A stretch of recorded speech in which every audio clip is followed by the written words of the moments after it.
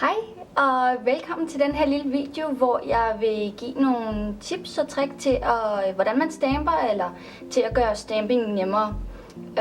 I starten, da jeg begyndte at stampe, der kunne jeg kunne slet ikke finde ud af det, og til sidst så gav jeg faktisk op, og så tænkte jeg, nu gider jeg ikke det mere. Det græmmer. Det er sådan, jeg har det også med water marble. Jeg ved ikke, om I har prøvet det, men så gav jeg op. Det kunne jeg ikke. Jeg har heller ikke noget nejlak på, fordi jeg skal lave en ny mani lige om lidt. Så se bort fra det. Jeg føler mig så nøgen. Men på et tidspunkt så fandt jeg ud af det, og siden så stamping er min ultimative yndlingsteknik. Fordi det er sådan, når først man finder ud af det, så er det simpelthen så nemt.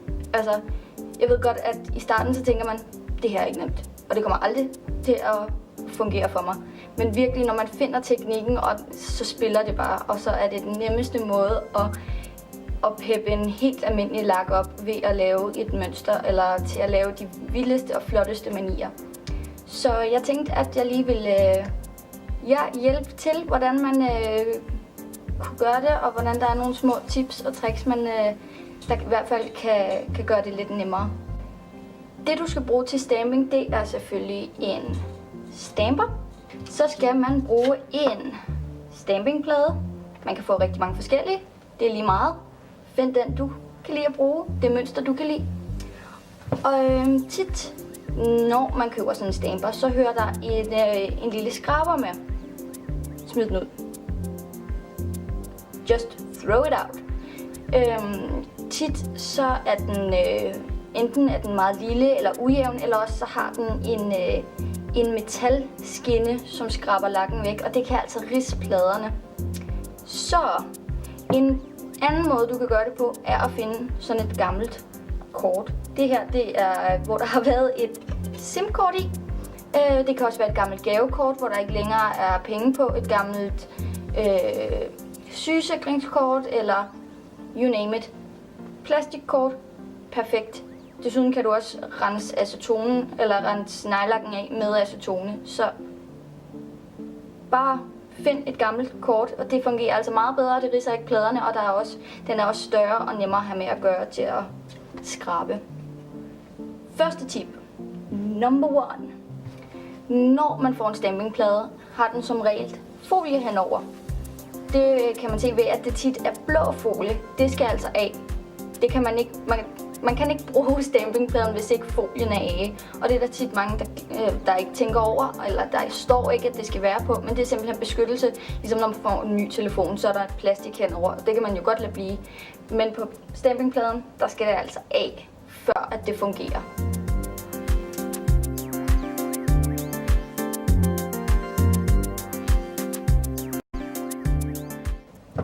Nummer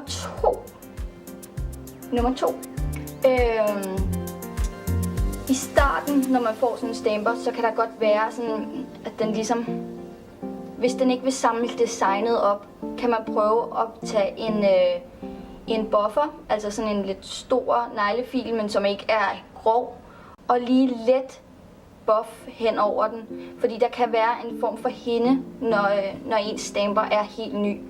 Så derfor kan man lige let buffe den. Det gjorde jeg i starten, og det gjorde, at den samlede det meget lettere op. Det er ikke sikkert, du behøver, men hvis den har problemer med at samle det op, kan det være derfor.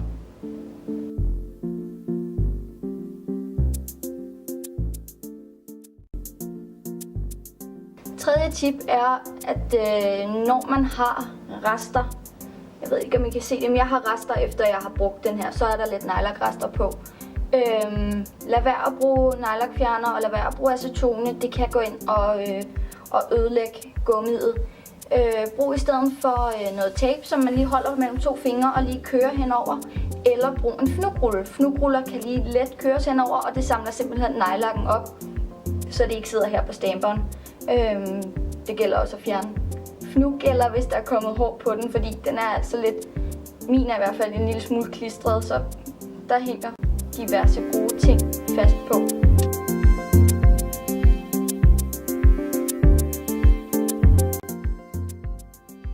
Tip nummer 4. Det er ikke altid, at alle lakker er lige gode til at stampe med. Men typisk skal det være lidt tykkere lakker, altså lakker, som dækker i 1 eller 2 lag. de vil som regel være de bedste til at stampe med, men prøv alle dine lakker. Det er kun fantasien, der sætter grænser. Du kan bruge holoer, du kan bruge alt. Du kan sågar prøve med glitter. Der er nogen, der fungerer til det. Så prøv dig frem. Se, hvad der fungerer for dig.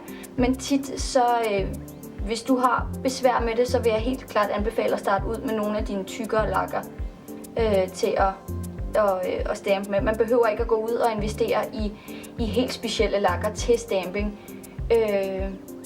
Fordi det har jeg aldrig gjort, og der er mange af mine lakker, der fungerer til det. Jeg har faktisk aldrig prøvet en af mine lakker, som ikke var gode til at stampe. Men der er selvfølgelig nogen, der er bedre end andre, og nogen, hvor farven bliver mere intenst end andre. Så det er bare at prøve sig frem.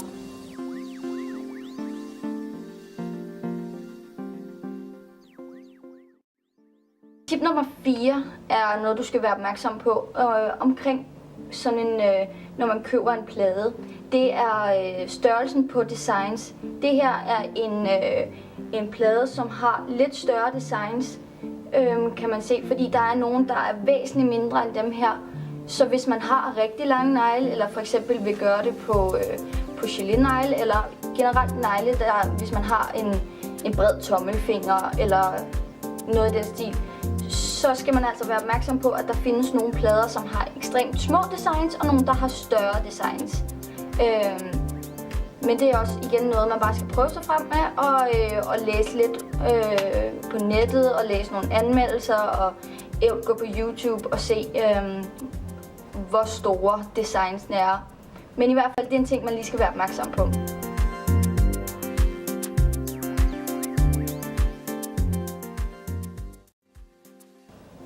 Når man så stamper hen over sin negl, så vil der være en del, der sidder på huden bagefter. Jeg kommer til at vise det bagefter, hvordan jeg helt præcis stamper. Det her er bare lige sådan en lille tip video eller intro. Der kommer til at være noget rundt om neglen ude på huden. Det kan du enten få væk ved en lille pensel. Det kan købes på eBay, det kan købes you name it, alle steder. Eventuelt hobbyforretninger med en meget lille pensel. Og så simpelthen til når neglelakfjerneren er acetone og fjern det med penslen rundt om. Ellers så kan man bruge, der er mange forskellige lakker, som er lavet til, ligesom at det er sådan klister. Man kan også bruge en base, eller sådan en glitter base off, og ligesom ligge rundt om, og bagefter så kan man simpelthen tage og pille det af, og så er nejlakken på det. Så det tror jeg egentlig var mine tips. Jeg håber, at der er nogle af dem, der lykkes for jer, hvis I har haft svært ved stamping, og ellers så bare prøv, og til sidst så skal det nok lykkes på et eller andet tidspunkt. Det gjorde det for mig. Og så håber jeg, at I får lavet nogle rigtig fine negle, som I eventuelt kan dele ind på Instagram sammen med os. Og så husk at hashtagge det minta.dk, så vi kan se dem og få inspiration fra dem. Og så vil jeg ellers bare vise jer, hvordan at jeg stamper. Og så håber jeg bare, at vi ses inde på bloggen.